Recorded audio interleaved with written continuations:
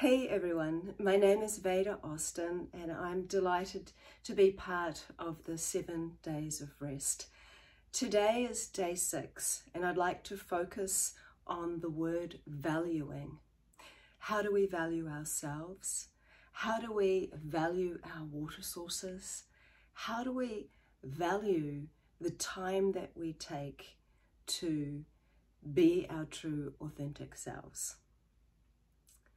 So I'd like to start with my relationship with water and tell you a little bit about how the word valuing ties in with what I do. So I have been studying the life of water for the last 8.5 years.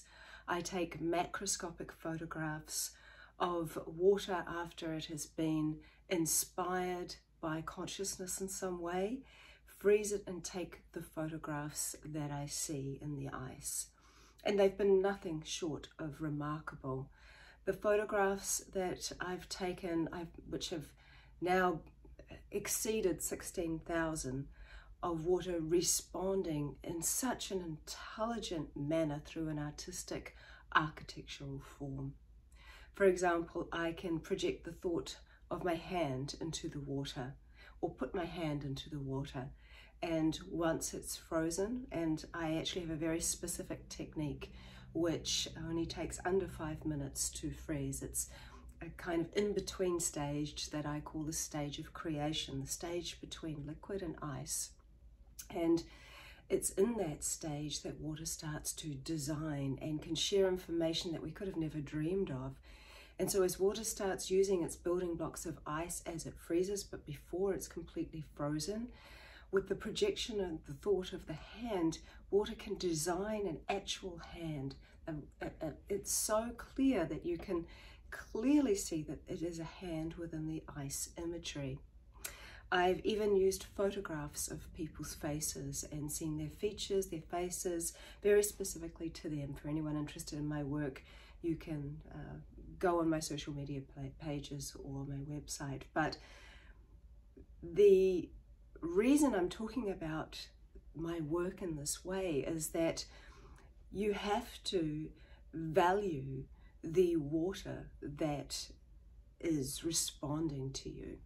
So if all water has an opportunity, an invitation, and I will use the word desire, to respond in these ways, then there is a responsibility that I believe I have to honor the water and value the water, because this is not experimenting. I do not consider what I do experimenting with water, because I am a body of water that does not want to be experimented on, and I give the water that I work with and invite to work with me the same respect.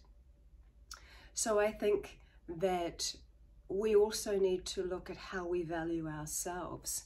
One of the many things that I have learned from water is that water keeps me in my integrity. For example, I don't get clear imagery or responses if I'm in the mode of frustration. If I'm silly enough to have had a rough day and the children drive me crazy, or I've got some worries here and there, or something's happened, and if I'm silly enough to go ahead and think it's a good idea to start doing some water crystallography, I don't get imagery. However, if I'm sad, water is very compassionate and I will get a response from water which is beautiful. And so it's interesting because water is holding me to a higher vibration. I've discovered that water really does resonate at a much higher vibration than we could imagine. For me, it's like a spiritual teacher. There is no money that could measure the value in this precious and beautiful life force energy that embodies every living thing on this planet. For me, even with my work, and I actually just had a conversation about this yesterday with somebody, because I've been encouraged over the last year particularly to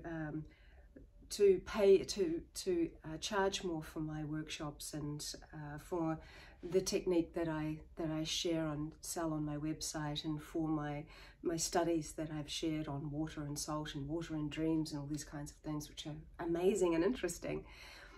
And these well-meaning people saying you should, monetize it more, you should charge more, you should. And it is not that I don't value myself, and it is certainly not because I don't value my work with water. But what I value even more is that the information that is being shared in all of this work is accessible and affordable for everybody. In a world where things are becoming more and more expensive, I do not want to buy into that narrative. I believe that the work that I have and that I share holds so much depth, and it can make people feel so empowered and take a little bit of that fear away that is being fed to us. I believe that water is actually the driving force for all of my work. It is. My work is 100% in the realm of water. And if I don't make that accessible and affordable and of value to as many people as possible, then I'm not being my truth self. And so I think as I'm working with water, I realize that you have to ask yourself, what is the most valuable thing that you are doing, and why are you doing it? And for me, I'm doing this because it is the will of water. And so I feel that my work has great value, and water has a value of which I've mentioned before. There can be no monetary attachment to it, because, and that's the thing, I guess, is that we have put a monetary attachment onto water and call it a resource and call it a commodity, whereas for me, I say water isn't a resource, it is source.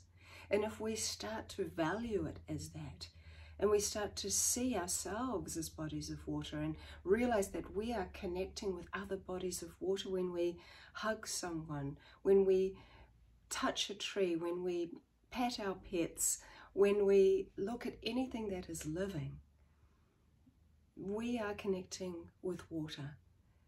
But what we tend not to do is realize that the life force energy that we see flowing and moving in streams and rivers and oceans is also that life force energy. It is just not in the container of a body that we recognize in the same way as we would ourselves or an animal. And with that, I can talk for hours and hours and hours on this topic, but I would like to honor you and be very grateful to all of you for listening to this and for having such open minds and open hearts and being part of this beautiful project of really taking time to focus on these different expressions each day. So thank you so much, and have a beautiful day.